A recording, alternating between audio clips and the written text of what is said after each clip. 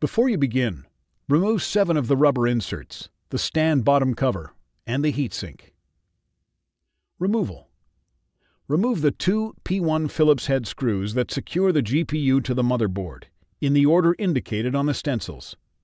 The GPU will pop up.